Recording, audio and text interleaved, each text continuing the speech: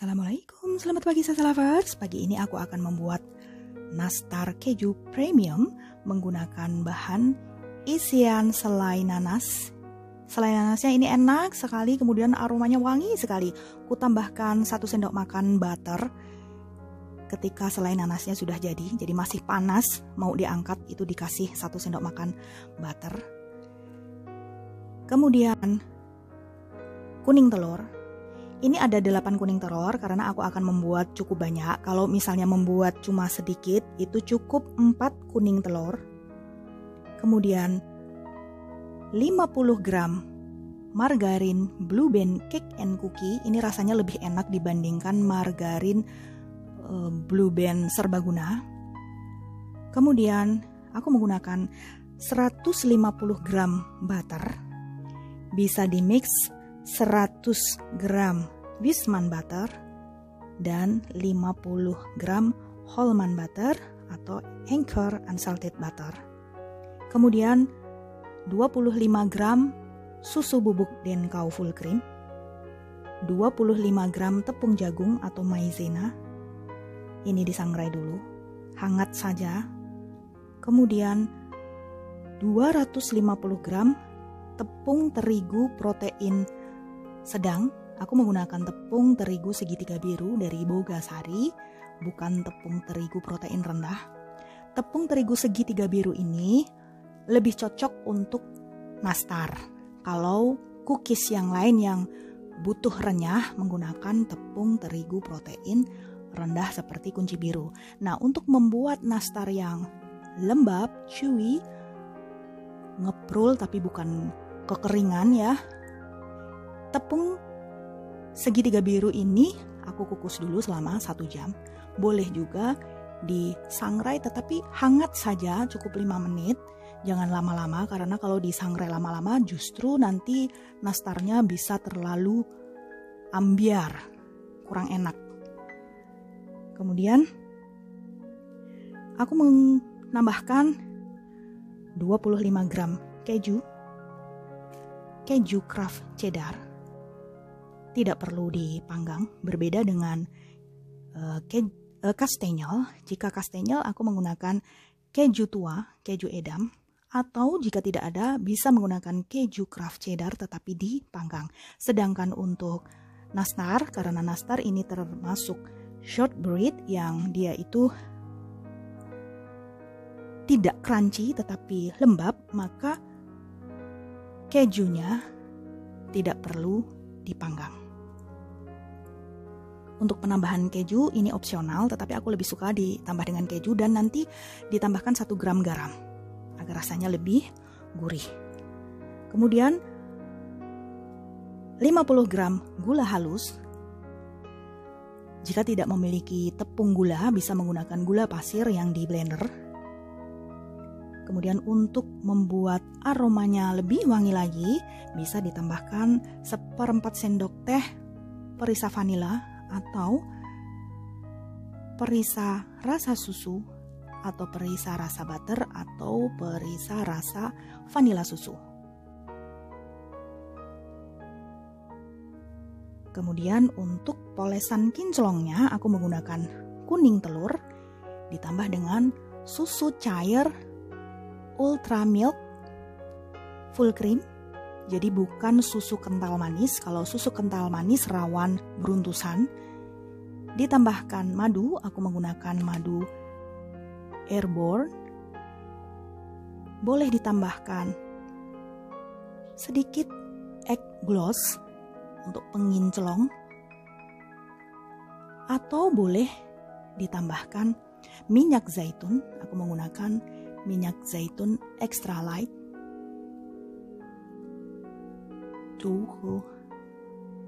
Olive oil serta pewarna makanan warna kuning tua. Jika tidak ada bisa menggunakan warna merah ditambah kuning, sedikit saja 1 atau 2 tetes. Untuk resepnya bisa dilihat di deskripsi box. Jika ingin membuat lebih banyak, maka gunakan konversi dari resep yang aku bagi. Nah, aku akan menggunakan 8 kuning telur karena nanti akan aku pakai 2 kali lipat dari resep yang aku bagi tadi. Tepung terigunya dikukus selama 1 jam atau disangrai seperti ini dengan api yang sangat kecil, cukup sampai dengan hangat saja, kurang lebih 5 menit. Sambil sesekali diaduk. Kemudian jika dipegang dengan tangan sudah terasa hangat, ini matikan apinya. Jadi cukup sampai dengan hangat kuku, jangan sampai panas. Karena kalau sampai panas nanti hasil nastarnya malah terlalu kering. Sedangkan aku menginginkan nastarnya ini tetap ngeprul, tetap lembab, tetapi awet berbulan-bulan. Karena sebenarnya nastar itu kan tergolong short bread, bukan tergolong cookies atau kue kering yang butuh renyah. Maka agar dia awet lebih dari 3 bulan, tepung terigunya harus matang dulu. Bisa dengan cara dikukus maupun disangrai seperti ini. Nah, ini akan aku matikan apinya, kemudian didinginkan dulu. Setelah itu baru dipakai.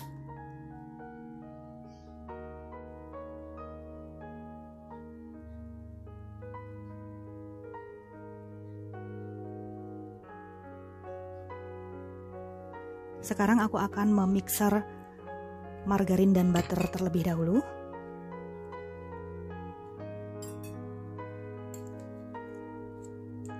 Wisman, Holman, Anchor,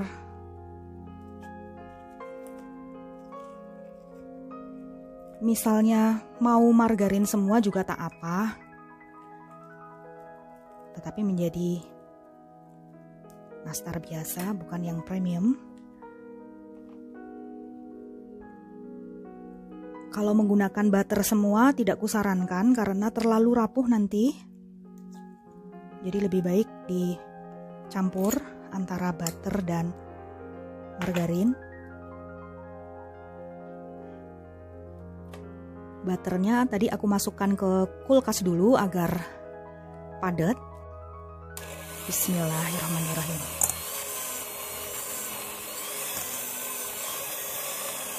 Misalnya tidak ada mixer, boleh menggunakan spatula. Karena memixernya juga jangan lama-lama agar hasil nastarnya itu tidak melebar ketika di oven. Ini akan aku campur dulu dengan gula halus. Gula halusnya tadi sudah aku saring ya. Bismillahirrahmanirrahim.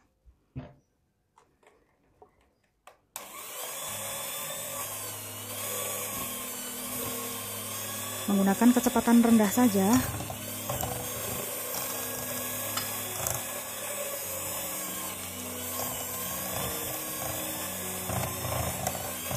Asal tercampur seperti ini saja cukup. Kemudian matikan. Akan aku campur dengan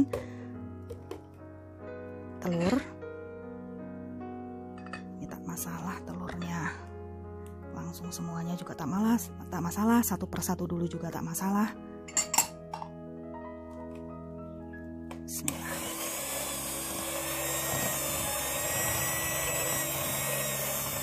Tidak perlu sampai mengembang seperti kalau kita membuat cake. Agar jadinya tidak berbusa nastarnya, cukup sampai tercampur saja. Sampai agak memutih saja.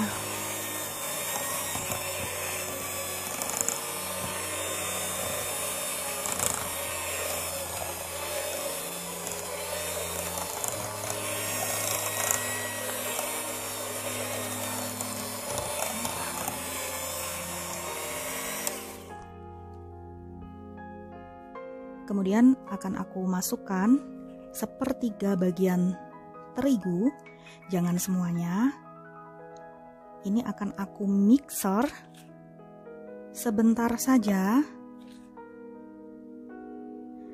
sampai didapat adonan yang keluar glutennya, sehingga nanti untuk mengikat adonan agar nastarnya itu bagus, chewy.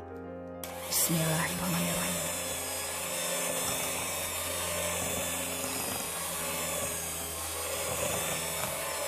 Kalau tepung terigu dicampur dengan cairan, dia akan terbentuk gluten seperti ngaret. Tetapi yang aku mixer cuma maksimal sepertiga tepung terigu ya, tidak semuanya, karena kalau semuanya nanti bisa keras. Yang sisanya nanti cukup diaduk dengan spatula.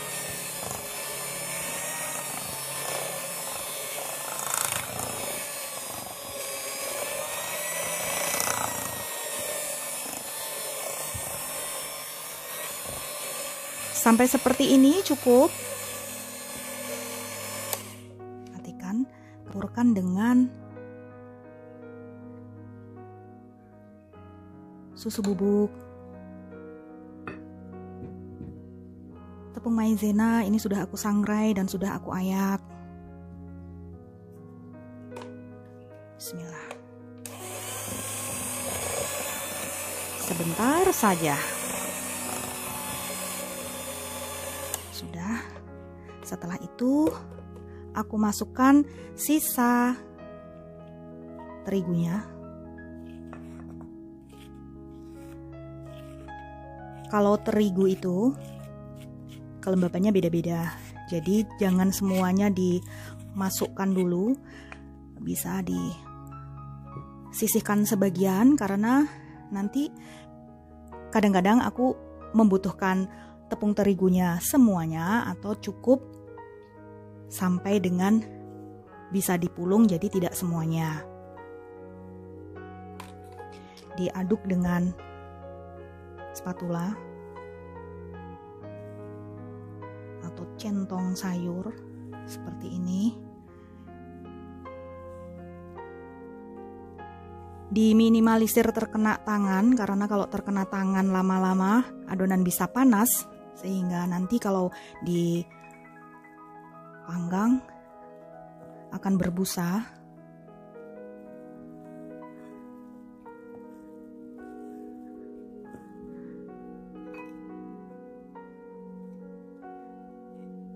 Kalau memulungnya pakai tangan saja tak masalah, karena juga tak lama-lama kan kalau memulung itu.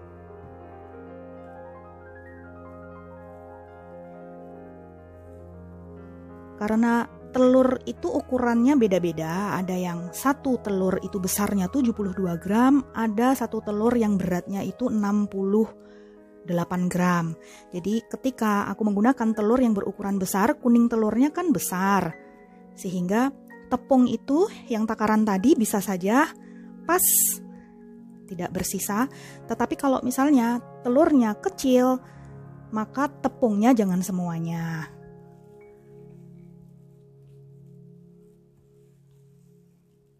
Nah, kalau adonannya masih seperti ini masih terlalu lembek, walaupun bisa dipulung tapi masih terlalu lembek. Kalau terlalu lembek nanti hasil nastarnya bleber. Jadi harus pas takarannya. Jadi untuk tepung ini bertahap sedikit demi sedikit agar tidak kebanyakan. Kalau kebanyakan hasil nastarnya keras.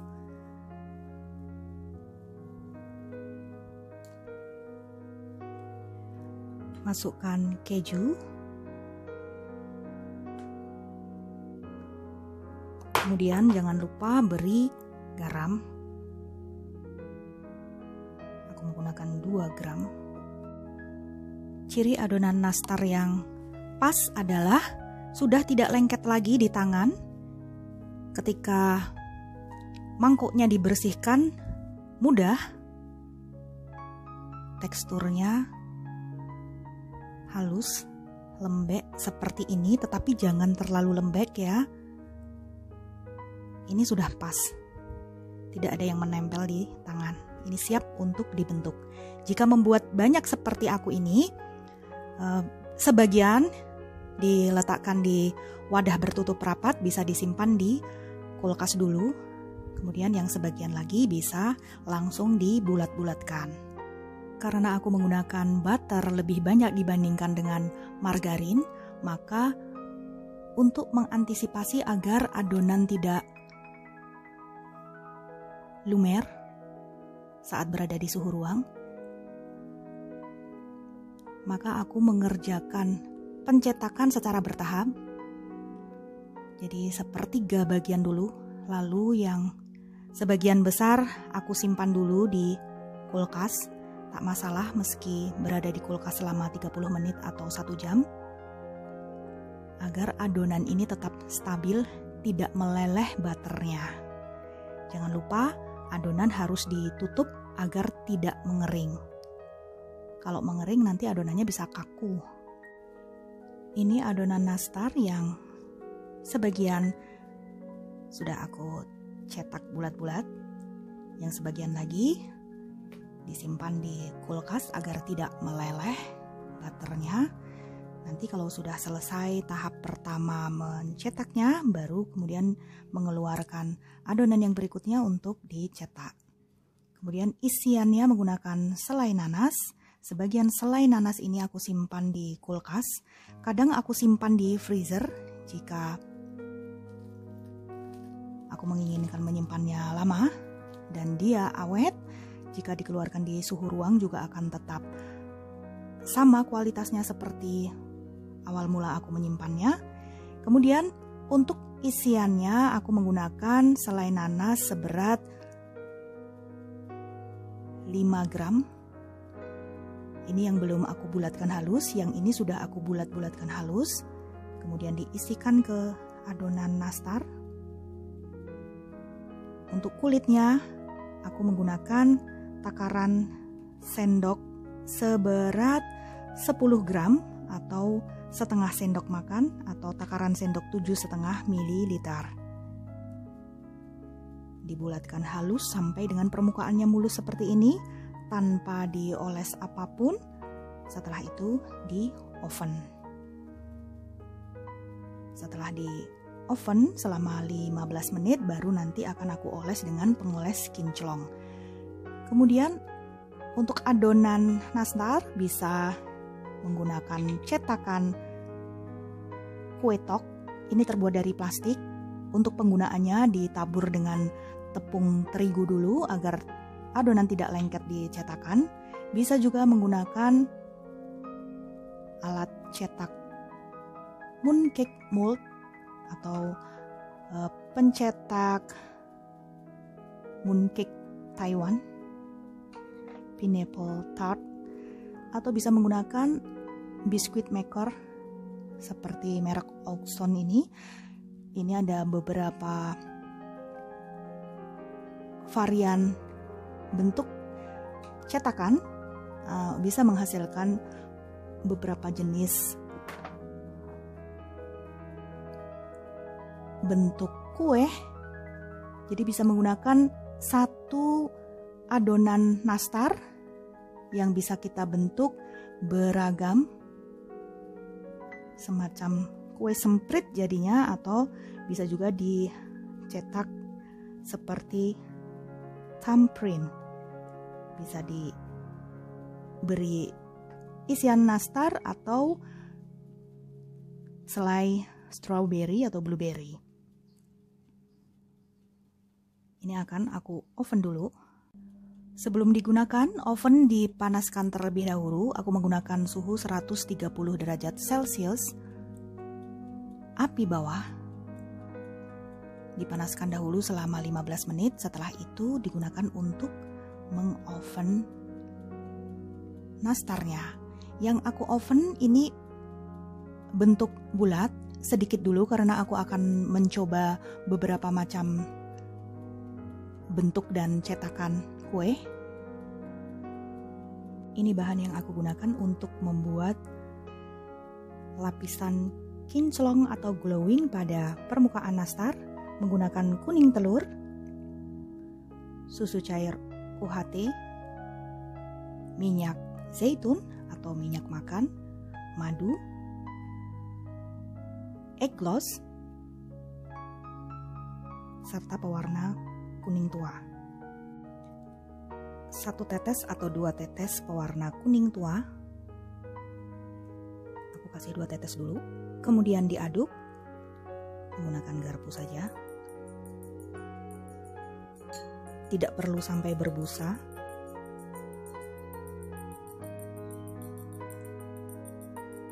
Sampai dengan warna yang kita inginkan. Jika menginginkan warna lebih orange lagi, bisa ditambahkan pewarna kuning tuanya 1 atau 2 tetes lagi.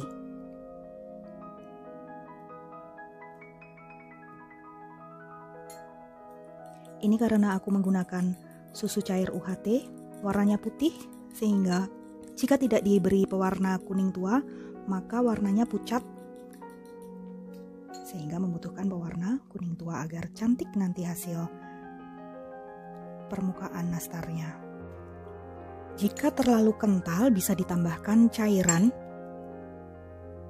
susu cair UHT, karena kalau terlalu kental bisa mengakibatkan permukaan nastar beruntusan. Bisa juga ditambahkan sedikit minyak zaitun, 1/4 sendok teh lagi. Bisa juga menggunakan minyak goreng.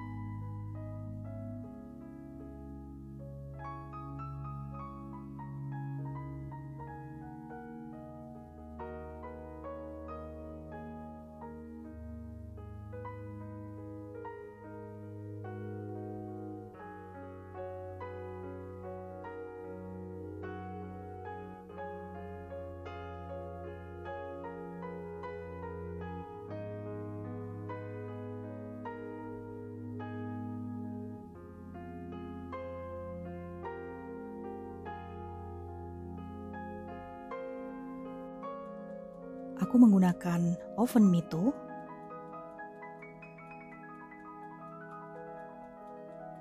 Nastar kuletakkan di rak tengah, walaupun sebenarnya bisa memanggang dengan 2 rak, rak tengah dan rak bawah.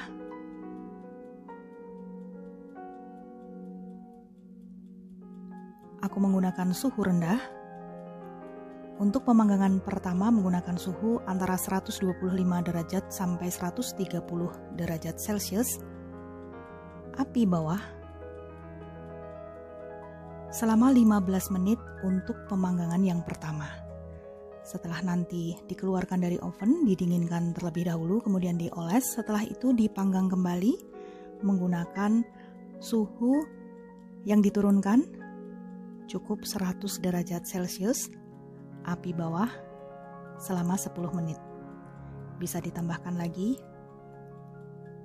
Setelah dioles kembali, dipanggang kembali selama 10 menit sampai dengan dia matang. Tergantung dari besarnya nastar yang kita buat.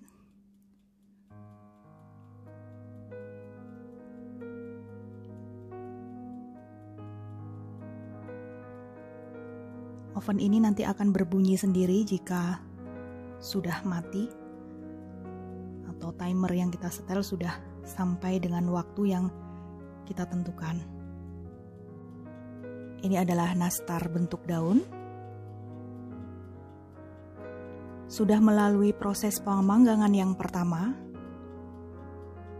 Untuk pemanggangan pertama cukup di suhu 130 derajat Celcius, api bawah, selama 15 menit tanpa dioles apapun, kemudian dikeluarkan dari oven, biarkan dingin, diberi polesan kinclong seperti ini, kemudian di oven kembali, suhunya diturunkan menjadi 100 derajat Celcius saja, menggunakan api bawah selama 10 menit. Tahap ini bisa diulangi 1 kali lagi atau 2 kali lagi sampai dengan nastarnya matang. Tergantung dengan ketebalan nastar yang kita buat. Apakah oven listrik Mito ini bisa digunakan untuk memanggang kue kering sampai 3 rak? Bisa. Seperti ini, aku menggunakan 2 rak. Rak tengah dan rak yang terbawah. Sedangkan untuk rak atas tidak aku gunakan karena aku tidak memiliki penampang besinya atau loyang yang memiliki pegangan sehingga bisa ditangkringkan seperti loyang bawaan oven listrik Mito. Untuk loyang bagian bawah, aku menggunakan 2 loyang, yakni loyang aluminium yang berwarna perak ini, serta loyang berwarna hitam bawaan dari oven listrik Mito. Ini juga agar bagian bawahnya tidak gosong karena dekat dengan api bawah.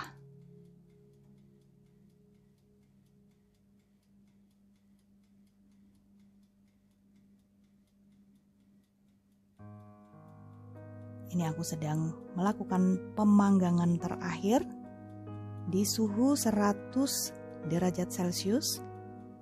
Masih tetap menggunakan api bawah selama 10 menit.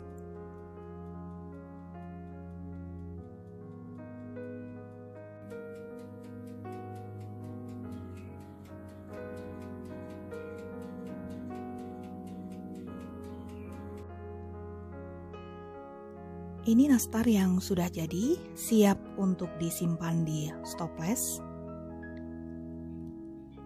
Agar awet, dalam stoples bisa diberi sebuah silika gel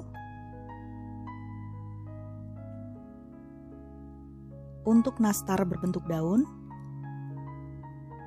Adonan kulitnya aku timbang seberat 12 gram dan isiannya 5 gram. Ini aku cetak menggunakan cetakan kue tok. Kemudian untuk nastar yang berbentuk daun, untuk kulitnya aku timbang seberat 10 gram, isiannya 5 gram.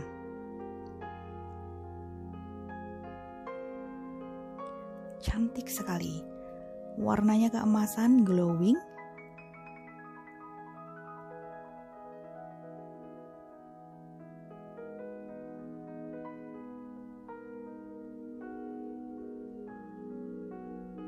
Bisa diberi alas cupcakes agar cantik sebelum dimasukkan ke stoples. Nah, seperti ini nastar yang sudah jadi. Jadi untuk adonan nastar yang pertama kali itu dibulat-bulatkan, diisi, kemudian di oven selama 15 menit, suhu 130 derajat Celcius saja, api bawah, kemudian dikeluarkan, biarkan dingin, oles dengan pengoles kinclong,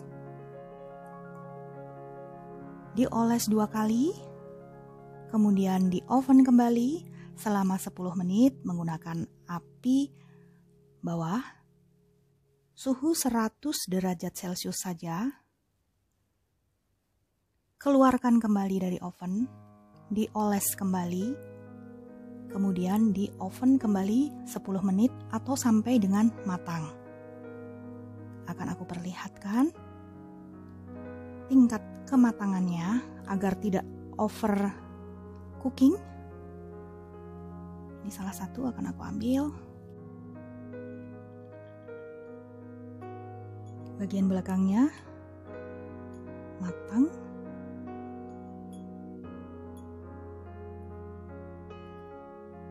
Dan ini sangat ngeprul. Akan kubelah. Lumer.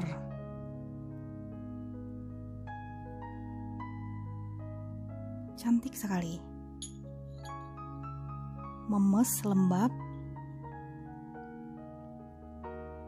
Tidak ambiar. Kalau dimasukkan mulut itu langsung lumer, meleleh butternya.